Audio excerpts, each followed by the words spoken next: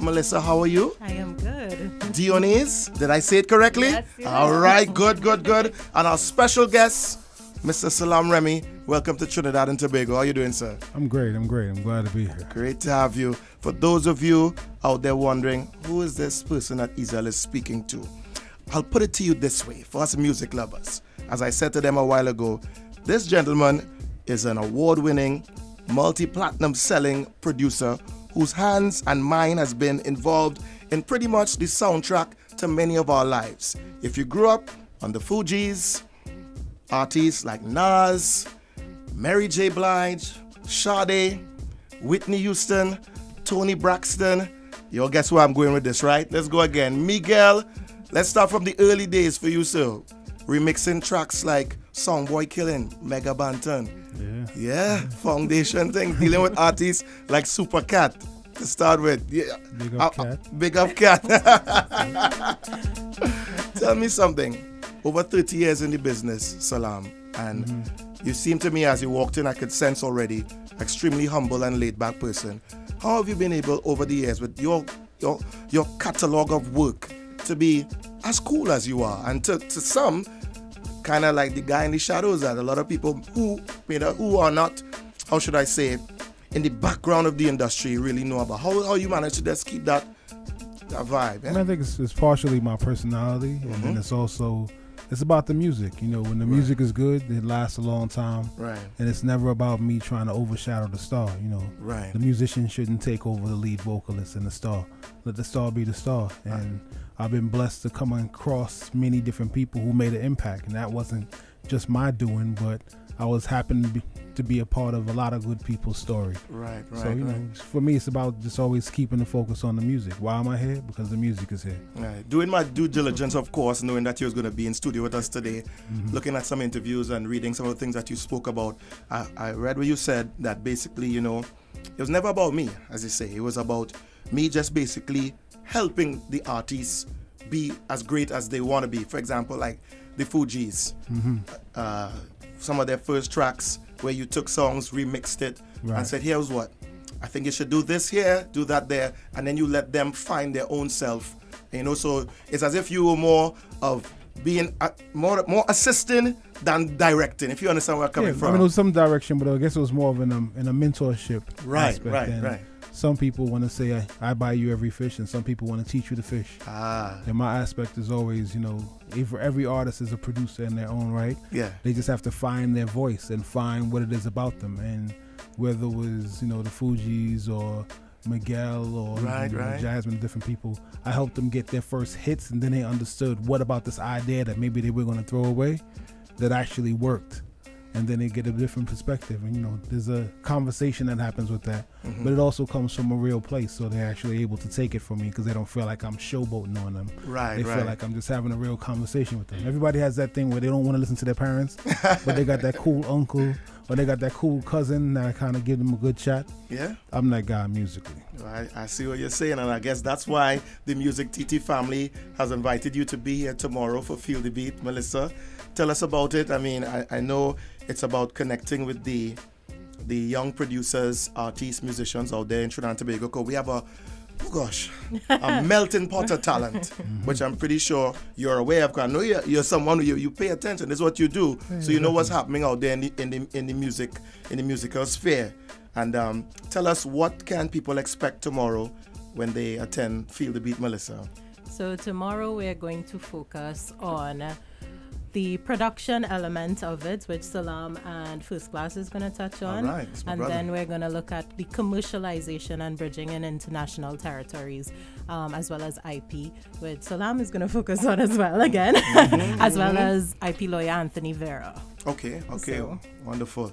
So I could just imagine the buzz knowing that he's going to be here. You know, the producers are going crazy. I can just imagine. They are all going crazy. Like, you know, Trinidad culture of sending emails and then 10 years later is when you get a response. Listen, the first day we send the emails to the producers, I kid you not, within 30 minutes or less, I see my inbox have 20-something emails. Like, where these emails come out from? Right. Like, what the hell? They were just lighting up. Yes, we're coming. So they're excited. It speaks to the great work that you've done, Salaam, over the years. I mean, you know, so many, like I said, Trinidad and Tobago and Ojo World, Google him and you will see what I'm talking about. You just do that, because we're talking, may she rest in peace, Amy Winehouse, one of the greatest voices that we've had at this generation. I mean, such a soulful voice, and you were instrumental in many of her work. You mentioned Jasmine Sullivan as another artist as well. Tell me, how, you know, I saw an interview where you said, you know, today artists prefer, oh, I'll record my vocals here, you record yours there. You spoke about the fact that as being in studio, there's something special about working with artists right there live together, and it helps with the writing process and producing. Not that anything is wrong with how it's done now, because people connect from all over the world, but it's something special about working together. Speak to that. I mean, I'm not mad at anything that's the current ways of doing things. I think that a lot of good music comes up, but also somebody had some opportunities to kind of grow their craft outside of just those things. So for me, definitely it starts with a conversation, and when we're having conversations, and you know, a lot of times I would say, Jasmine, how are you doing today? Right. And she might not answer me, but it will come out in the song. So I think the aspects of growing music is that. And then, you know, also I just want to add that, like, you know, part of me also being in Trinidad is, you know, my father's Trinidadian. Right. And this is also part of my roots, and, you know, a big part of even my thinking as a person, and, you know, growing up hearing the calypsos that turned into different things. And then when my dad left Trinidad and came to America, he worked with the Belafontes and Curtis Mayfield and all these artists. Yeah, he worked with different people and did Broadway, and then he also started producing hip. He was the first person to take Dougie Fresh in the studio or whatever it was. So then I learned, because he was watching what I was doing.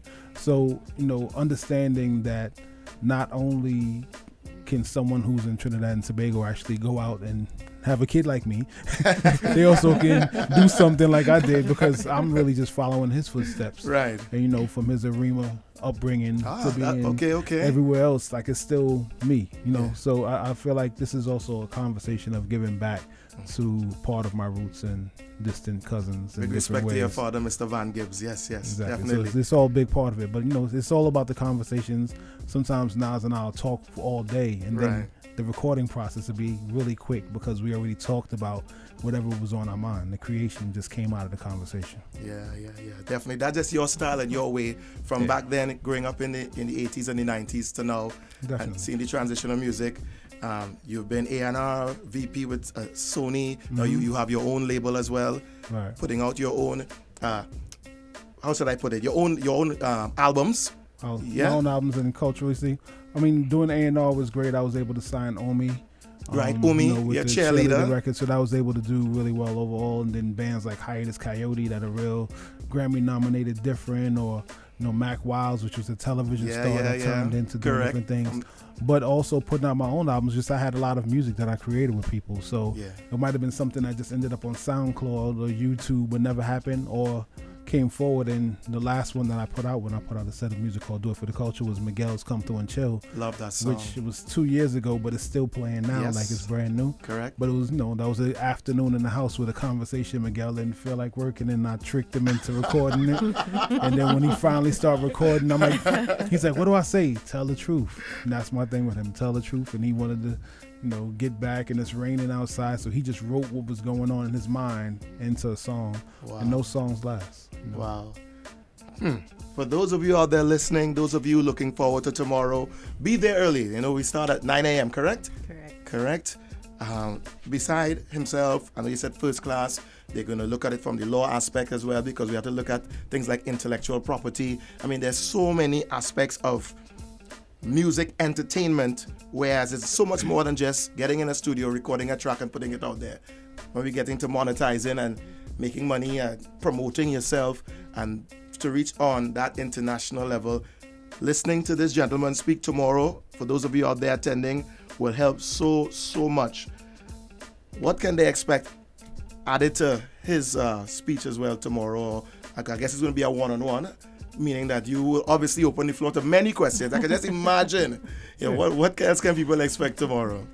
I don't know much of what else to tell you to expect. I mean, they need to come, they need to see it for themselves.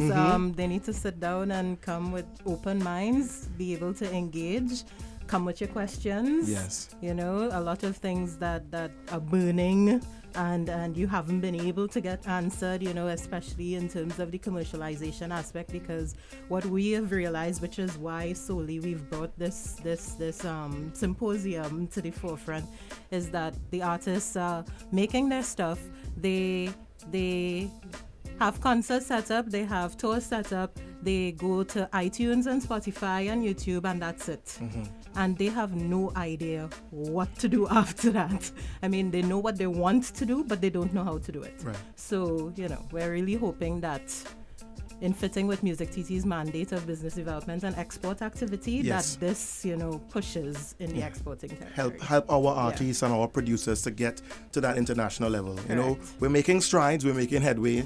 You know, our soca artists are, even artists are doing, you know, local hip-hop and reggae. They are getting out there, but there's so much more that could be done to help them to rise even further. You know? I think also they will be able to network. Speaking to the mic. Sorry, networking would also be one of the biggest, I think, advantages for tomorrow, because a lot of people, as you said before, they operate in silos, and you also mentioned to Salaam about, you know, someone recording here and someone recording there, but being in studio makes a big difference. And I think for them, being at a place where there's so many like minds, because there isn't a lot of that, you know, there's no music school that people go to, or music place, you know, like a sort of a lounge area or anything like that here. You know, in certain other places, there are places where people go perform and do open mics. I haven't seen much of that. Right. You know, so I think this will allow them. It's not a place where they can actually perform, but and we'll segue into the APDP event afterwards. Yes. But it's a place tomorrow where they can, as they talk about their questions, etc. Because sometimes you learn what to ask from talking to someone else. So I think that'll also be valuable, them just being able to connect with each other. All right, so tell us about the APD, because I see that's where it's going to be a selected team that's going to work exclusively with Salaam. Am I correct? So last year, November, we would have had Cosign, Jill Padone, and a number of other executives come, and they had people auditioning for months on end, and it came down to these final 10 that were chosen to form the Artist Portfolio Development Program. So in this program itself, we're training those artists in terms of capacity development, in areas of vocal training, branding, stage performance, IP, etc., things that they need in order to elevate, to get to do that their next business, level. Yes. You know, and see themselves as being a business. Correct. Yeah. So we're working with them, and out of the 10, we would have sent him 10 tracks to listen to. And he chose 3 out of those 10 to perform for him. So that show will be at Emba, which is opposite Smokey and Bunty on Arpita Avenue, from 8 to 10 on Friday evening.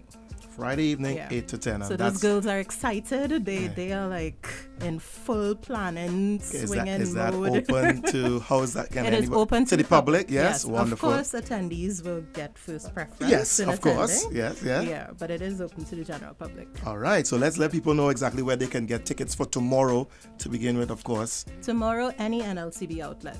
Just go, let them know that you want a ticket for Feel the Beat. It's $300, any NLCB outlet across Trinidad and Tobago. All right, from 9 a.m. to 4 p.m. tomorrow at the Central Bank Auditorium. I want to thank you all for being here. Listen, I could talk to this gentleman for about the next hour. I'm telling you, but I know they gave me a certain amount of time. There's so many questions I would want to ask, but we can't go there, so we're focusing on tomorrow. Feel the Beat. Mr. Salaam Remi is here in Trinidad and Tobago, right here live on the Ojo, and he will be there tomorrow. Those of you who do not have your tickets, make sure and get yours now. Get there. And to those who will be performing for him at Emba on Friday, I wish you all the best. Put your best foot forward and be yourself. Just represent, yes? Thank you all for being here, Melissa, Dionyse, and Salaam. It's a pleasure meeting you. Same here. Yeah, man. Blessings. Enjoy your stay. How long will you be here for?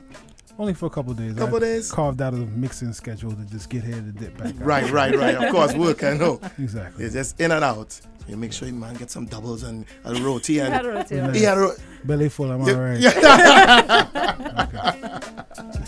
Feel the beat. It's on tomorrow. Be there. Thanks again for being here, people. Thank Blessings. You.